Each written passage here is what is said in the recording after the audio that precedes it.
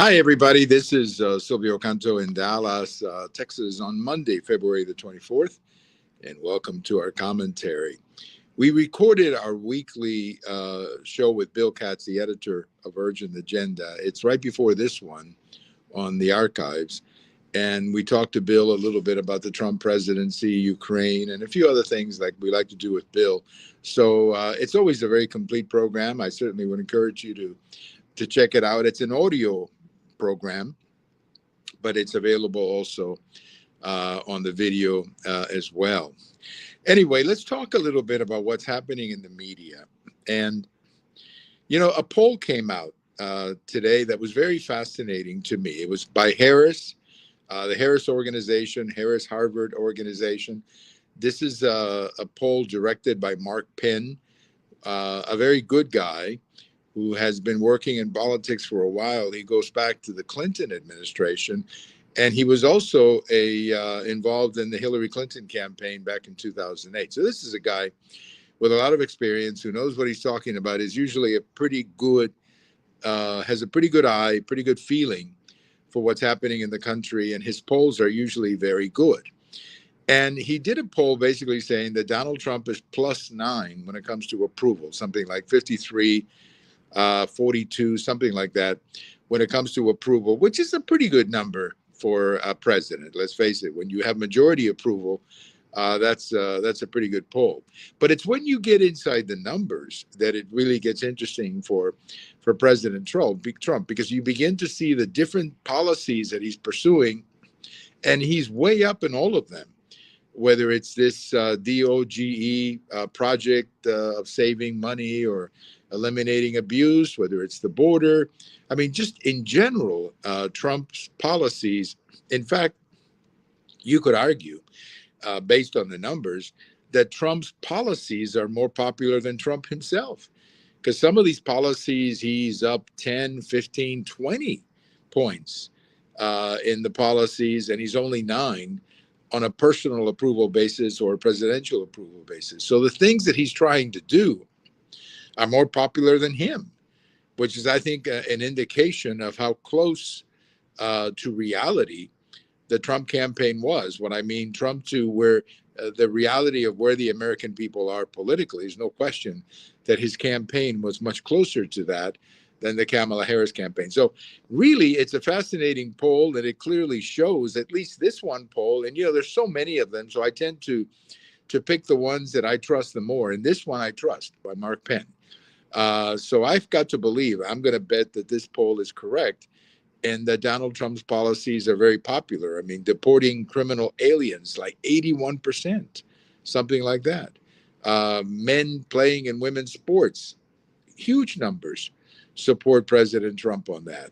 And why the Democrats would even want to fight about that is beyond me. You have to wonder, who's giving these people political advice. So pretty good poll for Donald Trump, 30 days plus a few more days of his presidency. The other interesting poll that came out, and this one I think really is fascinating, that I don't remember what organization put this one out, but another poll came out and said that Donald Trump, the public has more confidence or has more trust on Donald Trump than the media. That's not good. That is not good for the media, especially when you consider the very adversarial relationship that Donald Trump has had with the media for quite some time. So when the American people are telling you through this poll that they trust Trump more than the media, that is, if I was a member of the media, I would look at that and take a look at that and see what we can learn from it, because that is really bad, devastating news for the media. Now, I do caution whenever we talk about these polls, and I always say this every time we talk about polls, and that is that polls are a snapshot, and one poll may not be the one that is 100% correct. So you do have to sometimes pick which poll you want to talk about.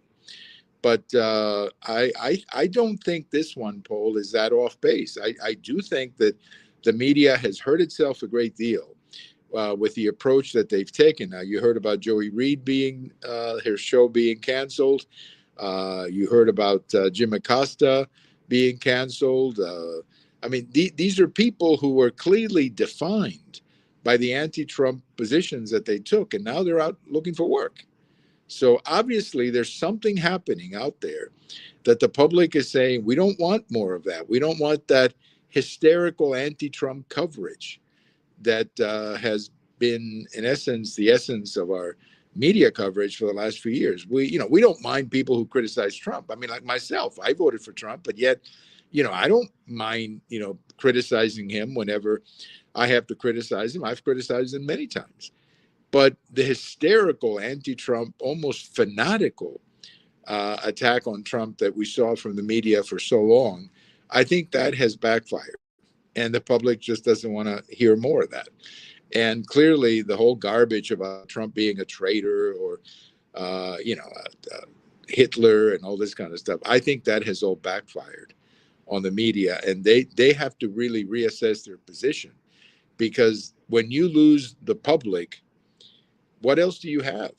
I mean, what is the media? Nothing but an organization that has to rely on the credibility of the of the people. I mean, that's the people who watch your show who make you.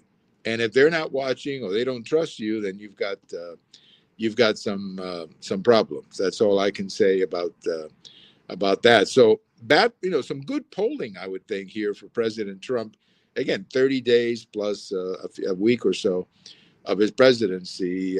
But, he's got other challenges ahead of him. I mean, the economy, the inflation figures that came out, that is a challenge.